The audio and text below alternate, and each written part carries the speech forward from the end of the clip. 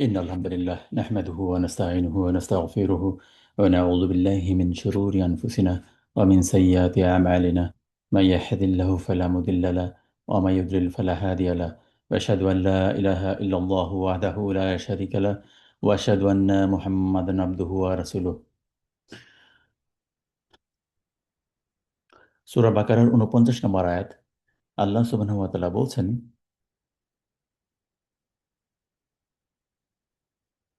আর স্মরণ করো যখন আমি তোমাদেরকে ফিরআউনের দল থেকে রক্ষা করেছিলাম। তারা তোমাদের কঠিন শাস্তি দিত, তোমাদের পুত্র সন্তানদেরকে হত্যা করত এবং তোমাদের নারীদেরকে বাঁচিয়ে রাখত। আর এতে তোমাদের রবের পক্ষ থেকে ছিল মহাপরীক্ষা। মিশরের তৎকালীন শাসকদেরকে বলা হতো ফেরাউন। তো ফারাও শাসকদের মধ্যে কোনো একটা শাসক যে ছিল অত্যন্ত অত্যাচারী, যার ব্যাপারে আল কোরআনে বলা হয়েছে, সে নিজেকে খোদা দাবি করত। সে মূলত বলেনি যে সে পুরো বিশ্ব জগতের স্রষ্টা। মূলত সে ছিল পলিটিক্যাল গড। তার শক্তিমত্তা এতই বেশি ছিল, তার সামরিক শক্তি এতই বেশি ছিল যে তৎকালীন বিশ্বে তার উপরে কেউ ছিল না। এবং তার শক্তিমত্তার কারণে সে মানুষদেরকে তার পূজায়ও বাধ্য বাধ্য করত। এখনো পর্যন্ত তাদের কিছু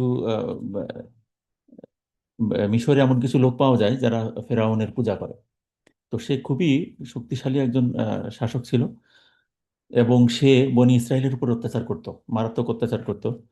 তো কোনো এক রাজ জ্যোতিষী তাকে বলছিল যে এই বনি ইসরায়েলদের মধ্যে এমন একজন আহ, পুত্র সন্তান জন্মাবে যে তোমার শাসনকে শেষ করে দিবে। তো এরপর থেকে সে বনি ইসরায়েলে জন্মানো প্রত্যেকটা শিশু, পুত্র, তাদেরকে হত্যা করত আর মেয়ে শিশুদেরকে বাঁচায় রাখতো। সেটাই ইঙ্গিত করছে আল কোরআনে এখানে। এরপরের আয়াতে আল্লাহ সুবহানাহু ওয়া তাআলা বলছেন, আর যখন তোমাদের জন্য আমি সমুদ্রকে বিভক্ত করেছিলাম, অতঃপর তোমাদের নাজাত দিয়েছিলাম এবং ফিরাউন দলকে ডুবিয়ে দিয়েছিলাম, আর তোমরা তা দেখছিলে। তো এরপরে আরো বিষয়টা হচ্ছে এরকম যে তারপরে তো মুসা আলাইহিসসালামের জন্মগ্রহণ হইল। মুসা আলাইহিসসালাম জন্মগ্রহণ করলেন এবং তার মা ফিরআউনের হাত থেকে বাঁচানোর জন্য তাকে সিন্ধুকে ভরে পানিতে ভাসাই দিল। তারপরে সে আল্লাহর ইচ্ছায় ফিরআউনের ঘরে লালিত পালিত হইল। পরবর্তীতে মুসা আলাইহিসসালাম কিতাব প্রাপ্ত হইলেন, আরো অনেক ঘটনা। তো সেই সময়ে আল্লাহর ইচ্ছায় আল্লাহ সুবহানাহু ওয়া তাআলা তাদেরকে বলেন যে তোমরা রাতে বের হয়ে যাও তার সমস্ত বনি ইসরায়েলের সমস্ত লোকদেরকে নিয়ে। তো তারা বের হয়ে যায়। তো ধাওয়া করে ফিরআউনের দল। এবং মুসা আলাইহিসসালামের লাঠির আঘাতে আল্লাহ সুবহানাহু ওয়া তাআলা সমুদ্রের রাস্তা তৈরি করে দেন এবং ফিরআউনের দলকে ডুবাই দেন আর কি। এখানে আল্লাহ সুবহানাহু ওয়া তাআলা সেই বিষয়টিকে বলছেন। আহ, আহ, অন্য আয়াতে এই বিষয়গুলো আসছে। সূরা আশ-শুআরার আর 52 নম্বর আয়াত, সূরা আত-তাহার 77 নম্বর আয়াতে আল্লাহ সুবহানাহু ওয়া তাআলা বলছেন, আর অবশ্যই আমি মুসাকে ওহী করেছিলাম যে আমার বান্দাদের নিয়ে রাতেই চলে যাও। মানে আল্লাহ সুবহানাহু ওয়া তাআলা তাকে নির্দেশ দেন যে রাতেই তোমরা রওনা হয়ে যাও এবং আপনি সমুদ্রকে লাঠি দিয়ে আঘাত করুন। ফলে তা ভাগ হলো এবং প্রত্যেক ভাগ বিশাল পর্বতের মতো হয়ে গেল। আল্লাহ সুবহানাহু ওয়া তাআলা অন্য আয়াতে সূরা আশ-শুআরার 63 নম্বর আয়াতে আল্লাহ সুবহানাহু ওয়া তাআলা বলছেন যে এই যে লাঠি দ্বারা আঘাত করতে বলেন আল্লাহ সুবহানাহু ওয়া তাআলা সমুদ্রে, তখন পানি দুভাগ হয়ে যায় এবং প্রত্যেক ভাগ অনেক বিশাল হয়ে যায়। যেহেতু সমুদ্রের গভীরতা অনেক বেশি, পানি যখন এক জায়গায় স্তূপের স্তূপ হয়ে যায় তখন এটা পাহাড়ের মতোই দেখা যায়। মূলত এটা ছিল একটি মুজিজা মুসা আলাইহিস সালামের। এবং তারপরে তারা তো উদ্ধার হয়ে যায়। এরপরে আরো এক ঘটনা ঘটে, তখন যখন তারা এই লোহিত সাগর পার হয়ে যায় ওপাশে এবং তারা নিরাপত্তা লাভ করে এবং তারা আল্লাহ সুবহানাহু ওয়া তাআলা বলছেন যে তারা দেখলো যে সমুদ্রে ডুবে মরছে ফেরাউন। আহ, তখন তো তারা তো নিশ্চিত যে এখন আমরা সেই অত্যাচারের হাত থেকে রক্ষা পাইছি। তখন আর এক রকমের সমস্যা শুরু হলো।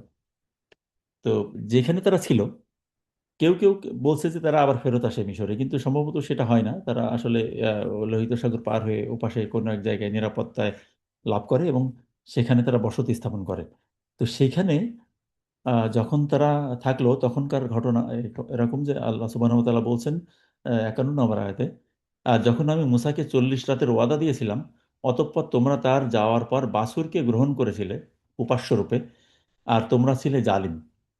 মূলত শিরক হচ্ছে, আল্লাহ সুবহানাহু ওয়া তাআলা অন্য জায়গায় বলছেন যে শিরক হচ্ছে সবচাইতে বড় জুলুম, বা শিরক হচ্ছে সবচাইতে বড় জুলুম যে এটা করে সে সবচাইতে বড় জালিম। অর্থাৎ যেই হক আল্লাহর, সেই হকটা যদি অন্যকে দিয়ে দেওয়া হয়, এবং ইবাদতের হক, তিনি ইবাদতের একচ্ছত্র অধিপতি। কাজে এই হকটা যখন আল্লাহ ছাড়া অন্য কাউকে দিয়ে দেওয়া হয়, আল্লাহ সেটা সহ্য করেন না। আল্লাহ সেটা, সেই গুণাটা ক্ষমা করেন না, তিনি বলছেন এভাবে, এবং তিনি রাগান্বিত হন। তো আল্লাহ সুবহানাহু ওয়া তাআলা বলছেন যে তোমরা ছিলে বড় জালিম, কারণ তারা বাছুরকে উপাস্য রূপে গ্রহণ করেছিল। এর আরো বিস্তারিত বিষয়গুলো আসছে যে আসলে ঘটনাগুলো কিরকম ঘটছিল। প্রথমত আল্লাহ সুবহানাহু ওয়া তাআলা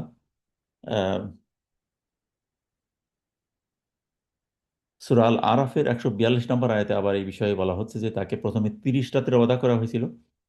আল্লাহ সুবহানাহু ওয়া তাআলা মুসা আলাইহিস সালামকে প্রথমে বলছিলেন যে 30 রাতের জন্য তুমি তুর পাহাড়ে এসো, একটা নির্দিষ্ট জায়গায় আল্লাহ তাআলা তাকে বলে দিয়েছেন যে অমুক জায়গায় এসো, আমি ওয়াহি করব।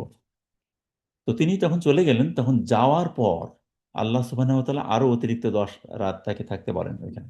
আর ওই সময় এই ঘটনাগুলো ঘটে যে যখন তিনি আসছেন না তার নির্ধারিত সময় পরে, কারণ তিনি তার কওমকে তার ভাই হারুন আলাইহিস সালামের হেফাজতে রেখে গেছেন এবং বলছেন যে আমি 30 রাত পরে ফেরত আসব। তখন তো আর এই টেকনোলজি ছিল না যে সে এখন কোথায় কোন অবস্থায় আছে, আমরা এখন আমি আটকে গেছি, আরো 10 দিন থাকতে হবে, এই ইনফরমেশন তো দেওয়ার মতো অবস্থা ছিল না। ফলে সেখানে অনেক রকমের রটনা রটলো যে তিনি আমাদেরকে ভুলে গেছেন বা আমাদের কাছে আসবেন না, এরকম অনেক রকমের কথা ওইখানে উঠছিল। তো এই বনি ইসরায়েলের মধ্যে একটা লোক ছিল, তার নাম ছিল সামির বা সামিরা। সেই লোকটা আসলেই মূর্তি পূজক ছিল। সে ইসলাম গ্রহণ করছিল এরকম ধরনের, কিন্তু তার মন মানসিকতার মধ্যে সেই পৌত্তলিকতা থেকে গেছিল। সে মানুষদেরকে ফুসলায়। সে মূলত ছিল একজন স্বর্ণকার। সে কোনো কিছুর আকৃতি বানাতে পারত। সে কোনো কিছুর আকৃতি বানাতে পারতো। সে মানুষদেরকে বলে যে তোমাদের কাছে যত স্বর্ণ আছে এগুলো আমার কাছে দাও, আমি স্বর্ণ দিয়ে একটা এই গরুর বাছুর বানায় ওরা। মূলত এই এই যে গরুর বাছুর, এই এটার গরু বা গরুর বাছুর, এটার কারণে এই সূরা বাকারা নামকরণ করা হয়েছে।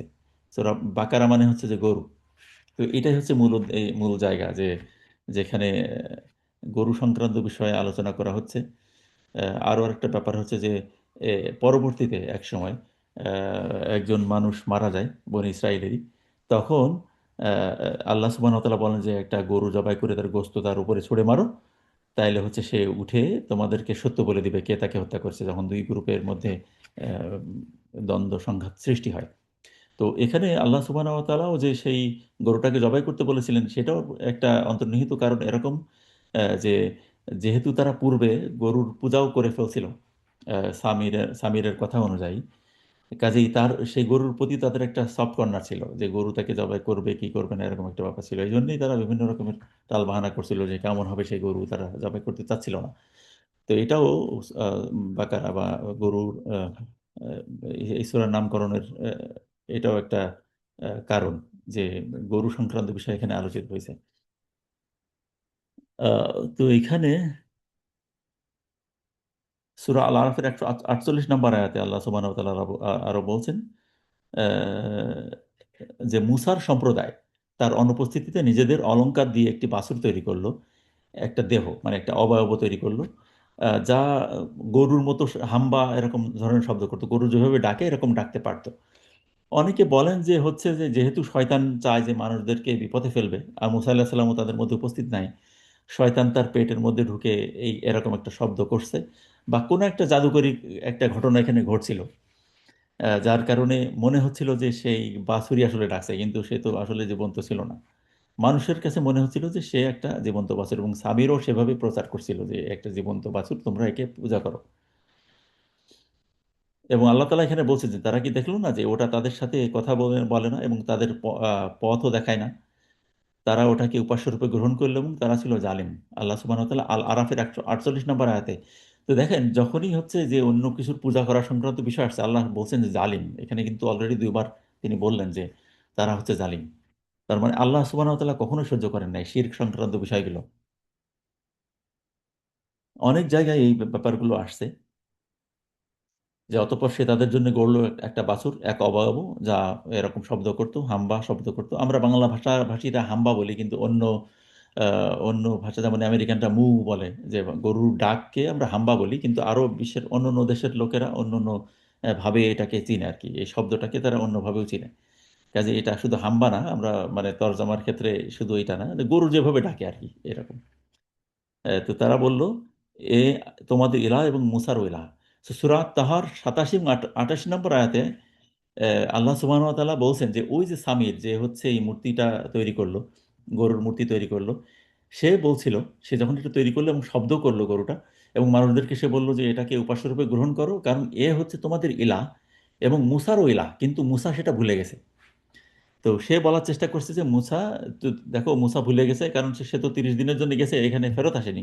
তার মানে সে বিভ্রান্ত হয়ে গেছে, তার গড এখানে, অথচ সে গেছে আর এক গডের কাছে, এরকম সে বলল। মানে কতটা ভয়াবহ অবস্থা সৃষ্টি করলো। এবং হারুন আলাহিসাল্লাম, যিনি মানুষদেরকে বলছিলেন যে এক আল্লাহর পথে আসতে হবে এবং এটা ঠিক না, কিন্তু জনমত এতই বিভ্রান্তিকর ছিল এবং তার পক্ষে এত সংখ্যক মানুষ চলে গেল যে তার কথা শোনেইনি। অল্প কিছু সংখ্যক মানুষ ছাড়া হারুন আলাহিসাল্লামের কথা কেউ শোনেনি।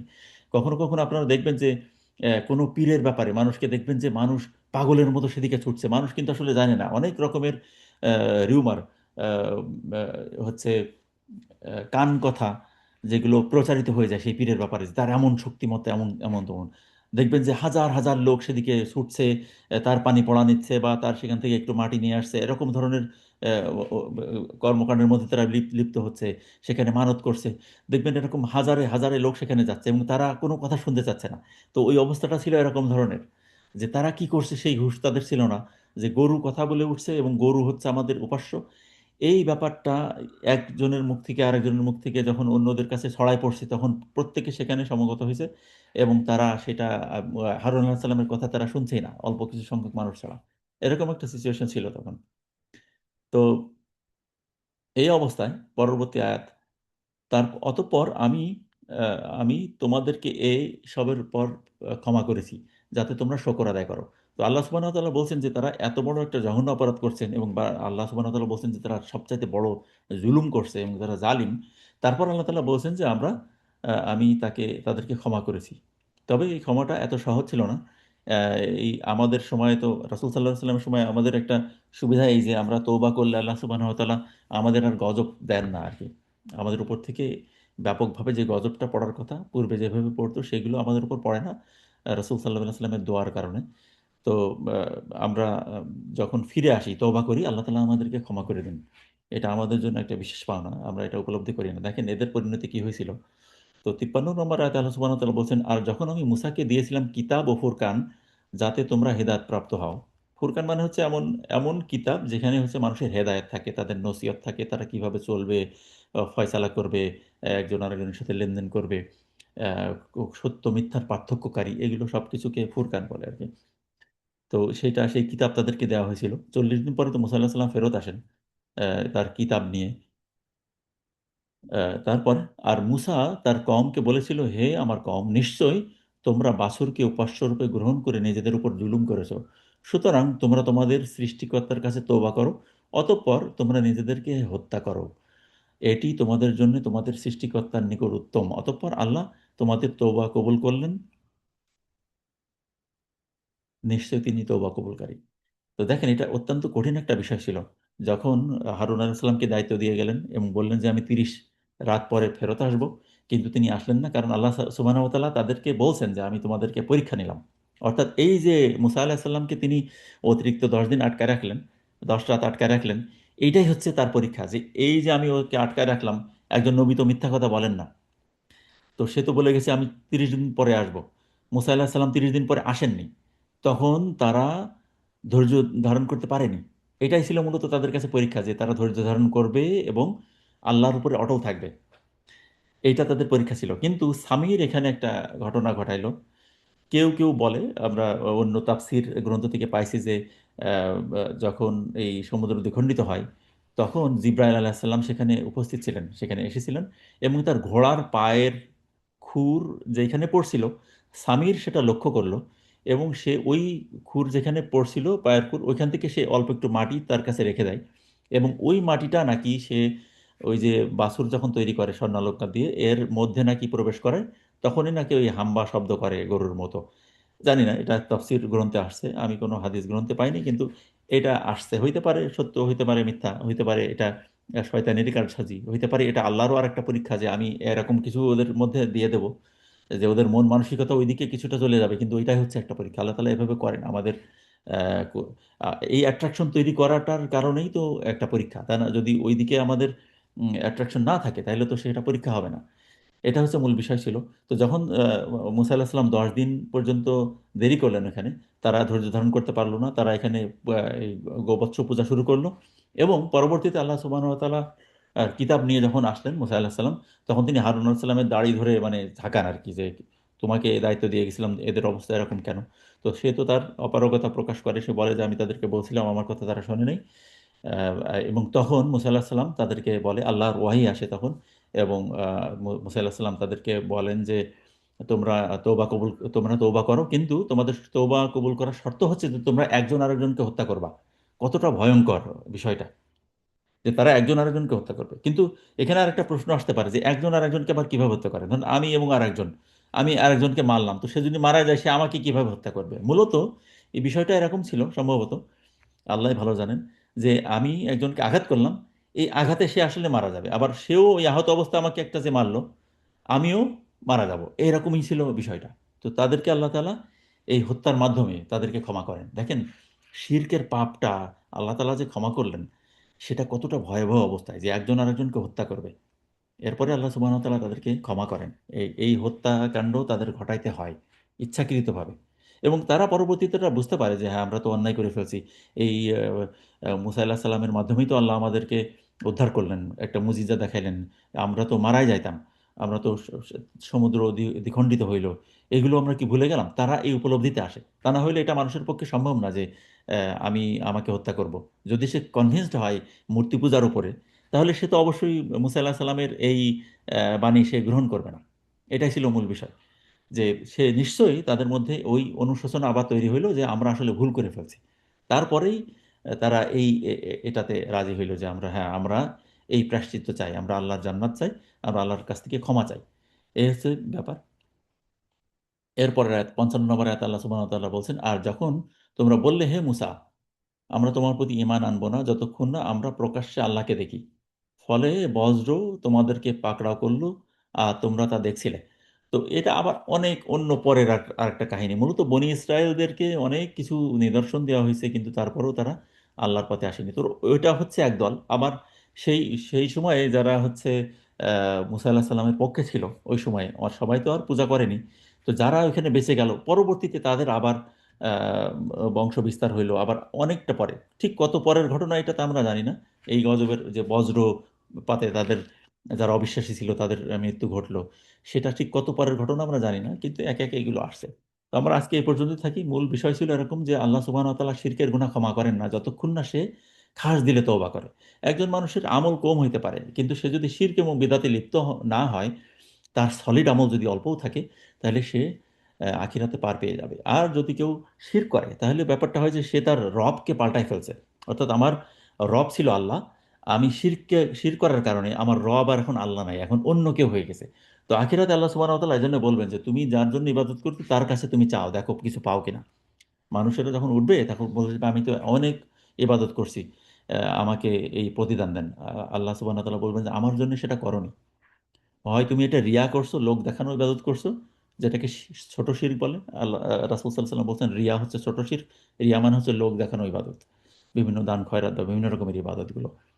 তো সেটাও একটা শিরক। আর সরাসরি শিরক তো মহা শিরক, যেটা জুলমে জুলমুন আকবার বলা হয়, সবচাইতে বড় জুলুম। তো এইখান থেকে উদ্ধারের একমাত্র উপায় হচ্ছে আল্লাহর কাছে সবসময় ক্ষমা চাওয়া, এবং যদি বুঝতে পারি যে আমার ইবাদতের মধ্যে শিরক জড়িত হয়ে পড়ছে, তখন ওইখান থেকে দ্রুত সরে আসা এবং তওবা করা। তা না হলে ভয়াবহ অবস্থা। আমাদের উপরে হয়তো সেই জঘন্য আহ, আহ, গজব নাজিল হবে না, কিন্তু এর ভয়াবহতা অনেক অনেক বেশি। দুনিয়াতে হয়তো আল্লাহ সুবহানাহু ওয়া তাআলা আমাদেরকে তো গজব দিয়ে ধ্বংস করবেন না, কিন্তু যদি আল্লাহ তাআলা ক্ষমা না করেন আর যদি শিরক থেকে যায়, সেটা খুবই ভয়াবহ হবে। তো আমরা এখান থেকে নিতে পারি যে আমরা আল্লাহর প্রতি কৃতজ্ঞ হব। বনি ইসরায়েলরা অকৃতজ্ঞ হয়েছিল, তাদের খুব অল্প সংখ্যক মানুষই কৃতজ্ঞ ছিল। তো আমরা যেন কৃতজ্ঞতা প্রকাশ করি এবং আমরা যেন শিরক থেকে বেঁচে থাকি, এটাই ছিল মূল শিক্ষা। আসসালামু আলাইকুম ওয়া রাহমাতুল্লাহি ওয়া বারাকাতুহু।